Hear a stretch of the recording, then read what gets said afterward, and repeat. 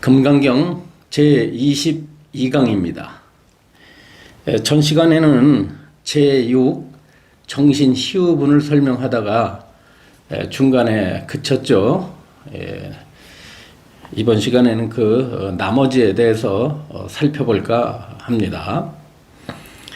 정신희우분에서는 참 금강경의 가르침을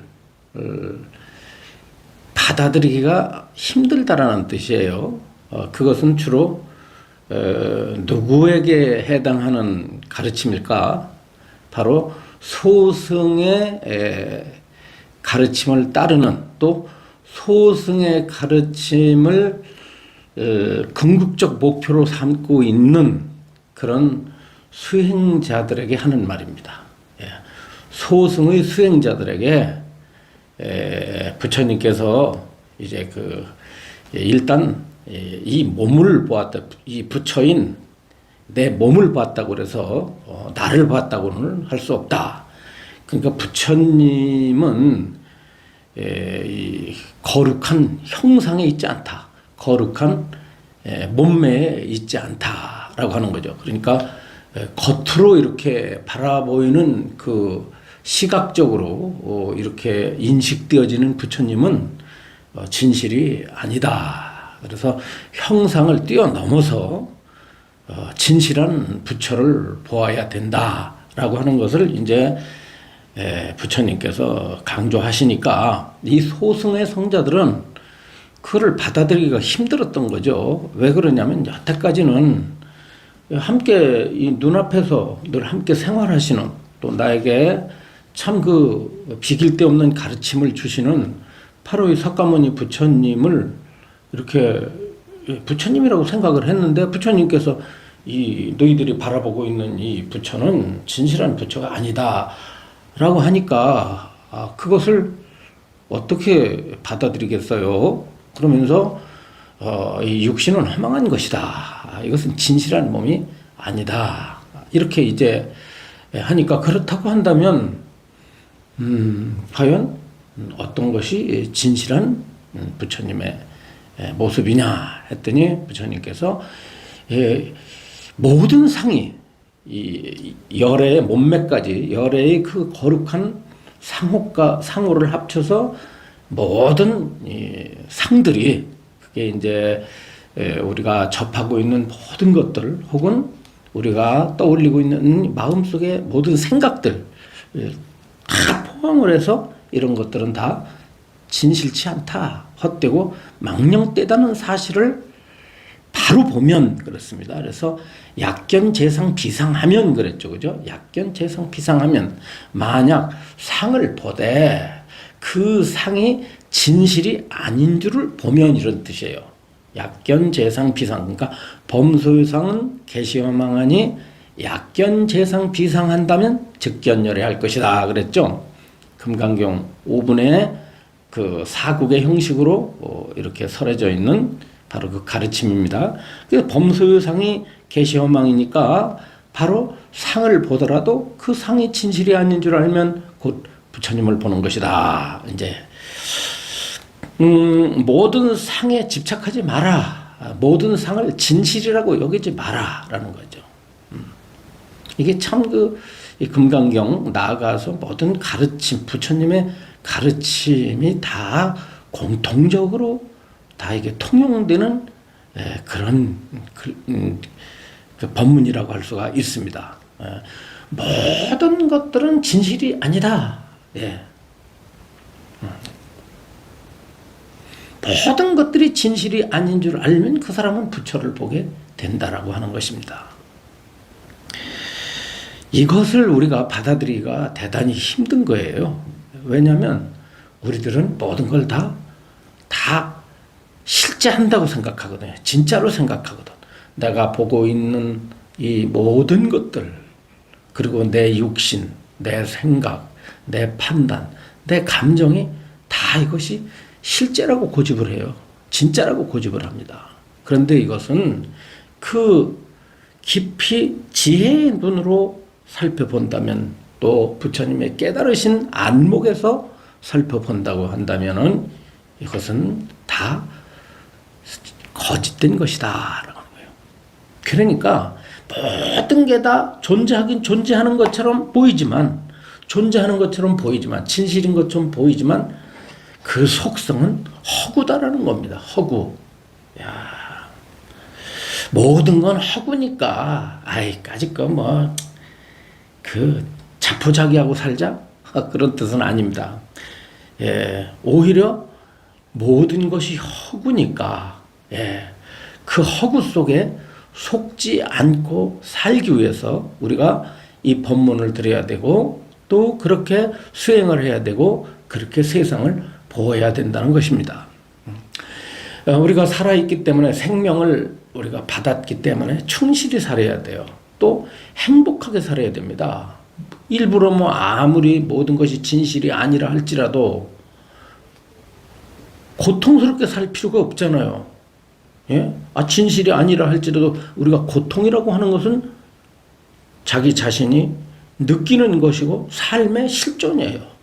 부처님께서는 중생의 실존을 뭘로 봤냐? 중생의 그 삶 자체를 느낌으로 봤습니다. 느낌. 그래서 이제 오운 가운데 색수 상행시 할 때 수 있죠?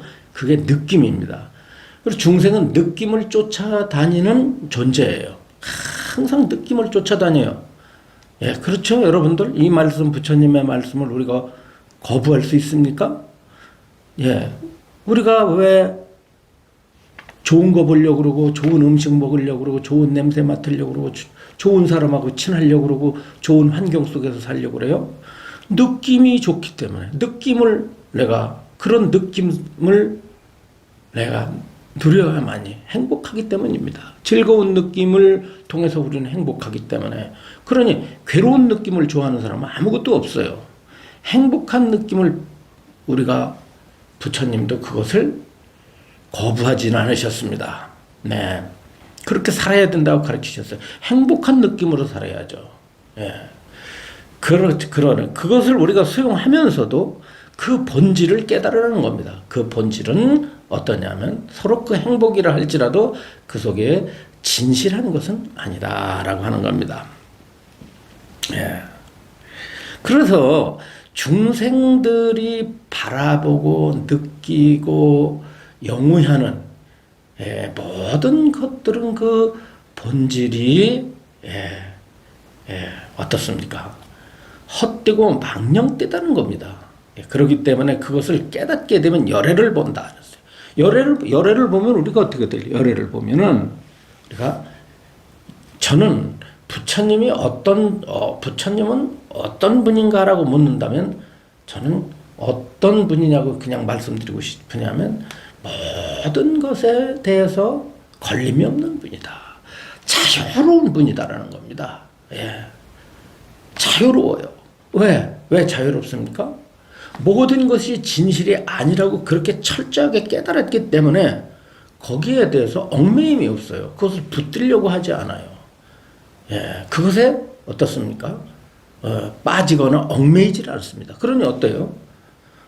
태어남에도, 죽음에도, 괴로운 느낌에도, 즐거운 느낌에도, 중생은 즐거운 느낌을 추구하지만 부처님은 그 즐거움조차도 그것이 진실이 아니라고 떠났기 때문에 모든 것으로부터 자유롭다라는 것입니다. 범소유상의 계시허망인 도리를 알아야만이 우리는 자유인이 될 수 있어요. 왜 수행을 합니까? 자유인이 되기 위해서예요. 그렇다면 자유인이 되기 위해서는 어떠냐면, 부처님의 형상조차에도 묶이지 말아야 된다. 이런 말하면, 이제부터 부처님 형상은 진실이 아니니까 법당에 가더라도 절할 필요도 없고, 거기다 공양 올릴 필요도 없고, 거기다 참여하고 무슨 예불을 드릴 필요, 이렇게 되면 그건 또 한쪽에 또 이렇게 치우치는 거예요. 또 빠지는 겁니다. 뭡니까? 형상을 보되 그랬어요. 보되. 그럼 우리가 거기다 짜주면 어때요? 예배를 하되, 공양을 올리되, 부처님을 그 형상을 법당에 모셔진 부처님을 형상을 존중하고 공경하되 그럽니다. 공경하되 어떻습니까? 거기서 한층 더 뛰어넘어서 진실한 부처님 쪽으로 가야 된다라고 하는 거죠. 그 진실한 부처님은 뭐라고 그랬어요? 법성이라고 말을 했습니다. 법성. 지난 시간에 법성, 진리를 말하죠. 그런데 금강경이 어려운 게 법성, 과연 그러면 법성이라는 건 무엇이고 법성이라는 게 있느냐? 자, 진실한 부처님은 법성이 진실한 부처님인데 그럼 법성이라는 것은 과연 있는 것인가? 라고 하는 질문을 또 하게 됩니다. 그래서 이 금강경은 그냥 우리가 설명을 안 듣고 그냥 암송해가지고는 평생을 수지독송을 해도 그냥 수지독송한 공덕은 있을지는 모르나 금강경을 통해서 지혜를 얻기는 힘듭니다. 반드시 이 금강경은 설명을 드려야 돼요. 지금 저와 같은 설명을 드려야 되는데 이 금강경의 법문이 분량이 얼마 안 돼요. 저 불교 서적에 가가지고 금강경 한문으로 이런 거 달라고 그러면 외면해요. 몇 페이지 안 돼요. 한 30페이지밖에 안 됩니다. 그런데 그 속에 들어있는 뜻은 아주 무궁하죠. 자, 제가 말씀드리기를 전번 시간에도 그랬죠. 부처님은 누구냐? 부처님은 법성을 부처라 한다 그랬어요. 법성을. 형상이 부처가 아니라 법성을 부처라고 하는데 법이 뭐냐라고 한다면 모든 게 법입니다. 이제 불교 교학에서는 과연 법이 뭐냐라고 묻는다고 한다면 그 범주가 있어요. 그 범주가, 법의 범주가 있는데 그게 이제 초기 교설에서는 뭐냐면 5온 12처 18개를 이거를 법이라고 그래요. 이 세상의 모든 거는 여러분들의 몸과 마음을 비롯해서 이 세상 모든 거는 우주의 모든 존재하는 것은 다 어디에 포섭되느냐면 5온 12처 18개의 포섭이 됩니다. 이 반야심경에 보면 오온이라는 말 나오죠. 그렇죠. 그 다음에 안이비설신의 색성량미촉법에서 안이비설신의 색성량미촉법. 그래서 12가지 아닙니까? 사실은 그게 안이비설신의 색성량미촉법 이렇게 나와 있지만은 거기에 이제 처자가 생략이 됐을 수가 있어요. 처자가. 그래서 안처, 이처, 비처, 설처, 신처, 의처, 색처, 성처, 향처, 미처, 촉처, 법처 이래 가지고 안이비 설신 의처 6개 6처하고 색성향 미촉 법처 해가지고 6처 해서 이제 그게 합쳐져 가지고 그래서 안이비 설신 의처를 이걸 내입처라고 그러고 그 다음에 색성향 미촉 법처를 이걸 외입처라고 그래서 내입처 외입처 합쳐가지고 이것을 12처라고 그래요. 오온은 뭡니까? 오온 아까 이제 오온 했으면 색수상행식 색수상행식 오온 그 다음에 12처는 안처 이처 비처 설처 신처 의처 색처 성처 향처 미처 촉처 법처 그래서 12처 그 다음에 뭐죠? 여기다가 뭘 보태냐면 이 마음과 관련 있는 의식들 그 의식이 몇 가지가 있냐면 안처 안식 이식 비식 설식 신식 의식 해가지고 안이비 설신의 해서 이게 육식이에요. 다 들어보셨죠?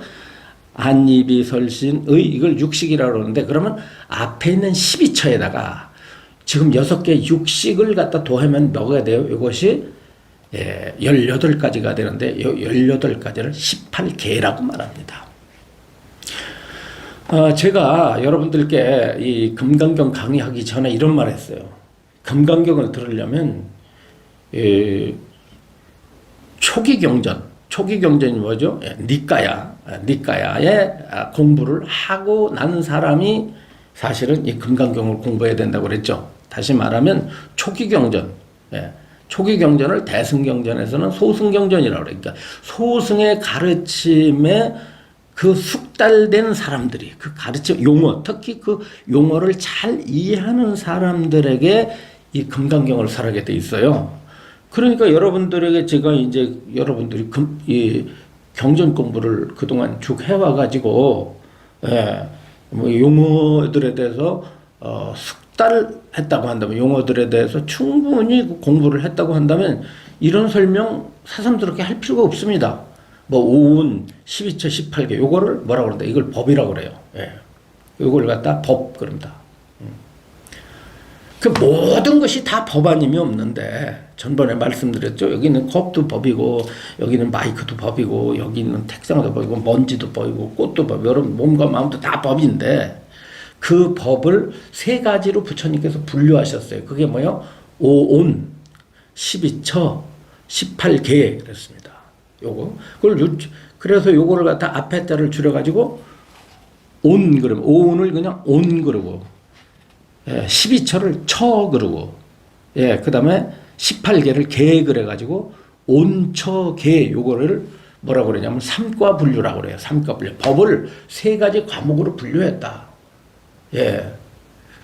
여러분들, 이게 매우 중요해요. 불교 공부를 하려면 어떤 공부를 해도 오운이 뭔지를 알아야 되고, 12처가 뭔지를 알아야 되고, 18개를 뭔지 알아야 돼요. 근데 오운, 12처, 18개가 어디 있습니까? 바로 여기에 있습니다, 여러분. 여러분들 몸과 이 세상에 있어요. 예. 여러분들 몸과 마음과 세상이 전부 오운이며 18개, 12처이며 18개예요.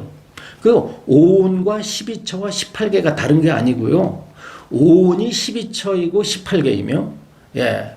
12처가 오운이고 18개가 바로 오운이며 12처예요. 예. 따로따로 있는 게 아니라. 그러니까 오운 속에 12.18개의 그 가르침이 다 들어있는 거야. 무슨 얘기인지 아시겠죠? 근데 이걸 법이라고 그래요. 이 법이, 법성이, 이 법이 지니고, 이 존재들이 지니고 있는 성질, 그걸 법성이라고 그랬잖아요. 그 성질이 과연 어떠하냐라고 하는 거죠. 그 법성이. 중요한 것입니다. 법성이 어떠냐면 중요하죠. 법성이 공하다라는 사실입니다. 반야심경에 공 얘기 많이 나오죠. 오운이 공하고, 안이비설신이 색성량 비축법이 공하고, 안식이식 비식설식 신식 의식이 공하다고 이미 반야심경에서 말했듯이, 법의 성질이 어떻습니까? 소금의 성질은 짜죠. 그렇죠? 불의 성질은 뜨거워요. 그렇지 않습니까? 그러면 모든 존재가 지니고 있는 공통적인 성질이 있어. 공통적인 성질. 물질이건 정신이건 뭐든 간에 다 공통적인 성질이 있는데, 그 공통적인 성질을 뭐라고 그런다? 이걸 공이라고 말해요. 이 공하는 성질을 법성이라고 말하는데요. 불교에서의 법성은 공성입니다. 요 공식을 여러분들께서 공부를 하시면 반드시 입력하셔야 돼요, 머리로. 모든 법은 공성으로 법성을 삼는다. 불자님들 중에서 그 의상조사 법성계 읽어보신 분 많죠? 거기 보면 첫머리에 법성, 원흉, 무이상, 제법, 부동, 본래적 이렇게 시작하잖아요. 그때 법성이라는 말이 나오죠. 그 법성은 뭐냐면 모든 법이 지니고 있는 공한 성질. 예. 모든 설탕이 지니고 있는 성질이 단맛이듯이, 예. 단맛을 내포하고 있듯이 모든 존재가 지니고 있는 공통된 성질이 공성이다. 바로 그 공성을 법성이라고 합니다. 그 공성이 곧 뭐겠어요? 법성이 부처라고 했으니까 다른 말로 하면 공성이 곧 부처라고 말합니다. 그럼 이 세상 모든 것이 다 공성에 머물러 있는 거 아닙니까? 공성을 내포하고 있다고 한다면 모든 법이 그대로 뭐가 되느냐? 이 전부가 다 이게 뭐냐면 다 부처님을 안고 계신데, 중생들은 그 공성을 보지 못하고 형상에만 얽매인단 말이에요. 그 모습에만 얽매요. 또 여러분들의 생각도, 이 상이 어때요? 마음속에서 일으키는 생각을 쌌냐? 상이라고 그랬잖아요. 그것도 상이라고 그랬는데 그 상도 어떻겠어요? 공한 성질을 가지고 있습니다.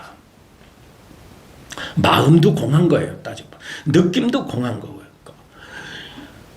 색수상 행식 오온도 공하고 안이비설신의 색성량비 촉법 처인 12처도 공하고 안식이식 비식설식 신식 의식 이게 마음입니다. 6종류의 마음 이것밖에 없어요. 이 6개의 중생의 모든 마음은 6개의 마음으로 포함이 됩니다. 그래서 이 육식이라고 그러는데 이 마음도 역시 어쩌냐면 이것도 공해요. 바로 그 공성이 열애란 말이에요. 그러니까 부처님의 형상을 보더라도 그 부처님의 형상이 공하다는 사실을 깨쳐야만이 진짜 부처를 본다는 거예요. 이거 매우 중요합니다. 앞서 제가 여러분들께 설명드린 기억이 나는데요.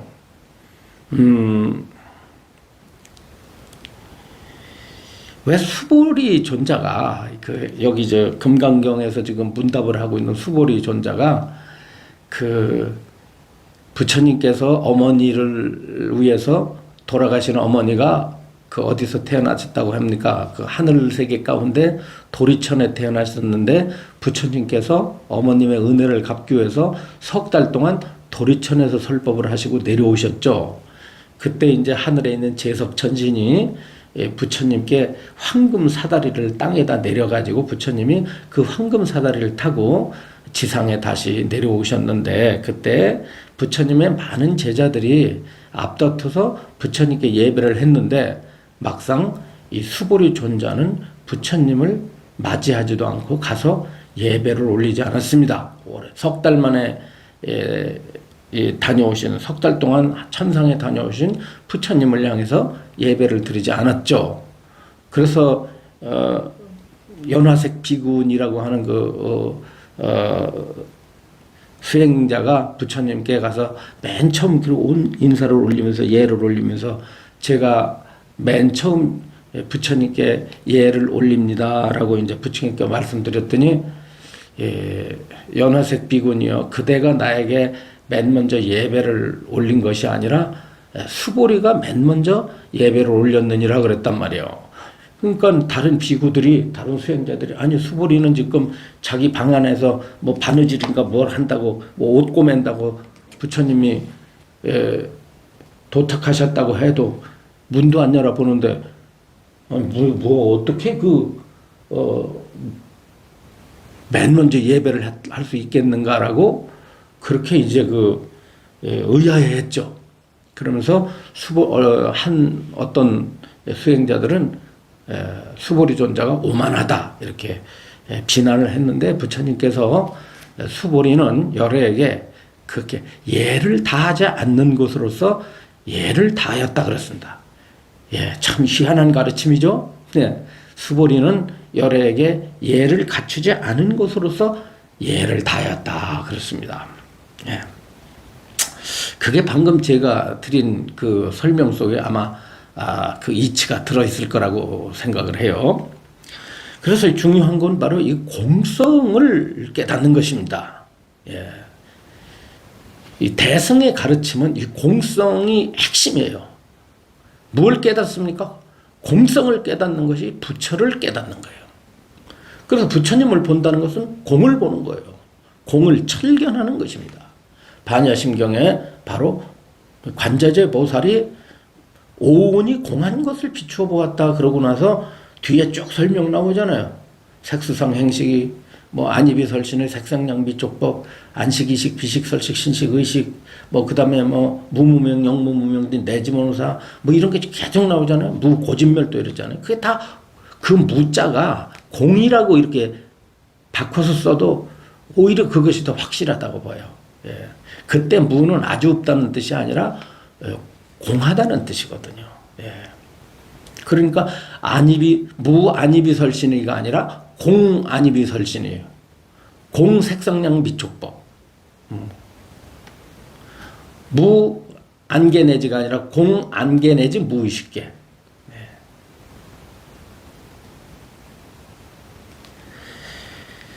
무고진멸도가 아니라 공고진멸도 이렇게 이제 적용을 하면 훨씬 제가 방금 드린 것과 더 잘 부합이 되죠. 그렇죠? 예, 공성으로 이해를 해야 된다. 아주 없다는 게 아니다. 그럼 공이 무슨 뜻이냐? 나타나긴 나타나 있는데 진실이 아니라는 뜻. 다시 말하면 실체가 없다는 뜻. 이런 겁니다. 공하다는 의미가 뭐냐면 빌공자를 썼지만 본래 공은 그 산스크리트어로 바로 수냐입니다. 수냐. 그래서 이 성품 성자를 같이 넣으면 공성 그럴 때 수냐타 그래요. 모든 것은 수냐입니다. 공입니다. 이때 공은 뭐냐면 비었다든가 막연히 허공이라든가 이런 의미가 아니에요. 뭐냐면 실체가 없는, 나타나긴 나타나 있는데 실체가 없다. 여러분들 어떻습니까? 몸이 있죠? 나타나 있잖아요. 그다음 마음이 또 일어나잖아요. 나타나 있잖아요. 그리고 눈으로 보고 귀로 듣는 것들이 나타나 있잖아요. 그게 아주 없다는 뜻이 아니에요.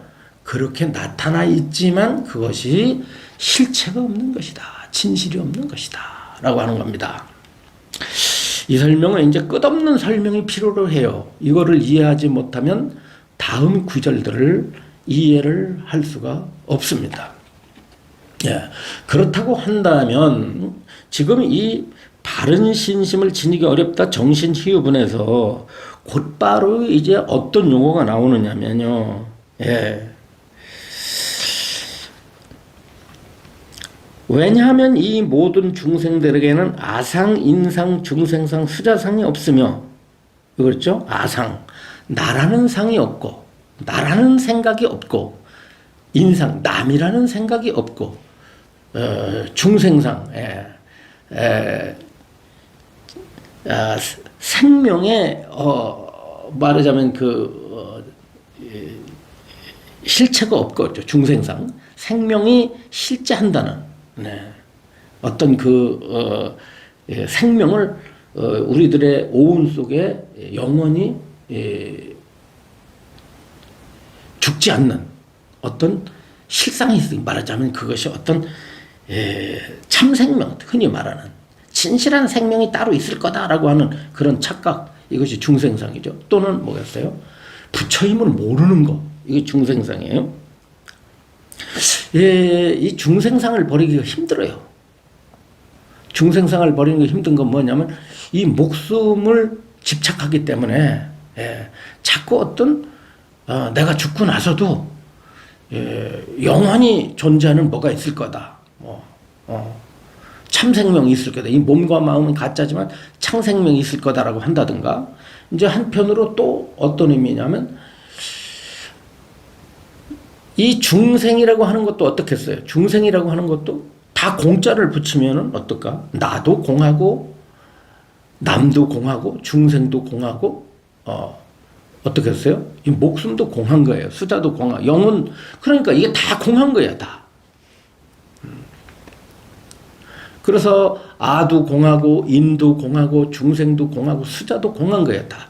공하는 실체가 없는 거야. 나라는 것도 실체가 없고 남이라는 것도 실체가 없고 중생이라는 것도 실체가 없고 우리의 나고 죽는 목숨이라는 것도 실체가 없습니다. 실체가 없어요. 그러나 우리 중생들은 그것을 망각하잖아요. 나도 있고 남도 있고 중생도 있고 거기에 따른 뭣도 있어요. 삶과 죽음도 있다. 수자도 있다고 보는 거예요. 그래서 이거를 갖다가 참 버리기가 매우 힘들다. 그러나 이 금강경의 가르침을 범수유상 개시여망이 약견 재상 비상인 줄 알면은 어떻게 돼요? 그 사람은 아상, 인상, 중생상, 수자상을 일으키지 않을 것이다 라는 거예요. 바르게 들었다고 한다면 그렇다는 것입니다. 그러면 나도 실체가 없는 공인 것이요, 남도 실체가 없는 공인 것이요, 중생도 실체가 없는 공인 것이요, 삶과 죽음도 실체가 없는 공인 것인데 어째서 그런 것들이 나다, 남이다, 중생이다, 수자다 할 건가? 다름이 아니라 바로 우리들의 생각이 만들어냈다는 겁니다. 그러니까 우리들의 생각이 모든 걸 만들고 있는 거예요, 지금. 예. 내가 살았다는 것도 생각이고, 죽는다는 것도 생각이고, 아름답다는 것도 생각이고, 추하다는 것도 생각이고, 나무라고 하는 것도 생각이고, 꽃이라고 하는 것도 생각이고, 전부가 다 생각하기 때문에 그것이 진실인 양 나타난다. 진실이 없는, 실체가 없는 모든 법이 이 중생의 생각에 의해서 그렇게 지어놨다는 사실입니다. 바로 이게 모든 게 다 네 마음이니라 하는 것이 바로 거기에 있어요. 그래서 이걸 이 이치에서 볼 때는 우리가 어떤 거는 길하다, 어떤 거는 흉하다 이러잖아요. 흔히. 이게 상승법문을 하지 않고 기복으로 다니는 신도들은 어떻습니까? 예? 이렇게 하면 복을 받는다. 저렇게 하면 죄를 받는다. 뭐 이렇게 하면 공덕이 된다. 저렇게 하면 허물이 된다 해가지고 그렇게 가르치잖아요. 그래서 거기에다 바탕을 둬가지고 뭐 백일 기도를 해라, 참회 기도를 해라, 뭐 천도제를 해라, 뭘 해라 하고 막 하라고 그러잖아요. 근데 이 어리석은 중생들은 뭐 하라고 하는 걸 그렇게 좋아하더라고. 하지 말라고 그러면 시무룩해. 사람들이 저한테 와가지고 뭘 물어요. 뭐 곤란한 물을 물어. 그러면 그런 거 할 필요 없어요. 근데 마음에 걸리면 하세요.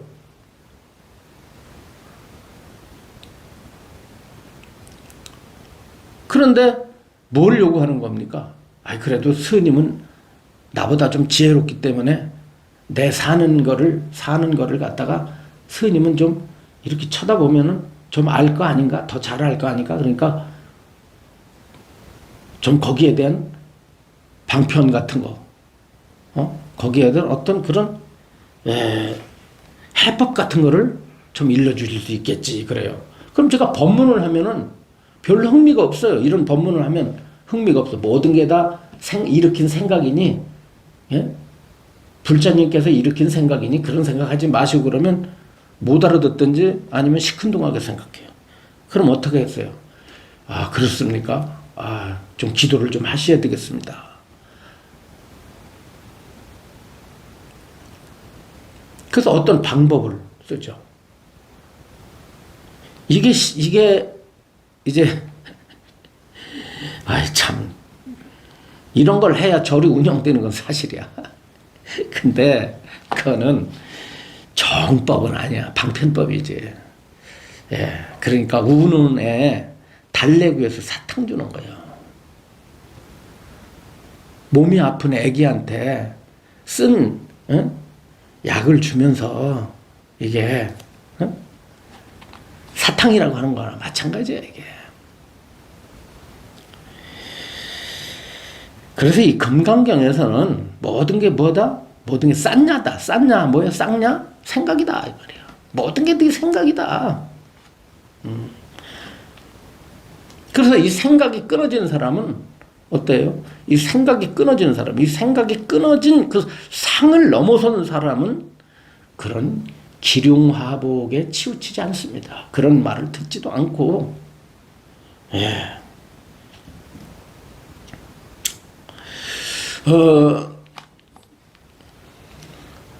이제 여기 보면 이제 금강경 역해를 쓰신 여기 어느 스님이시죠? 바로 그 강목 스님은 이 금강경이 공을 설하지 않았다고 그래요. 그러니까 이분은 말씀하시길 금강경은 상을 벗어나는 가르침을 강조한 거지 상의 극복을 강조한 것이지 공을 가르치는 게 아니라고 그러는데 이거는 대승의 가르침을요 제대로 이렇게 파악을 안 하셔서 그런 말씀을 하신 게 아닌가 이런 생각을 제가 합니다. 이 가르침은 철저하게 공성을 내포하고 있는 가르침입니다. 공하다라고 그 글자가 꼭 나와야 뭐 공을 가르치는 경인가요? 그렇지 않습니까?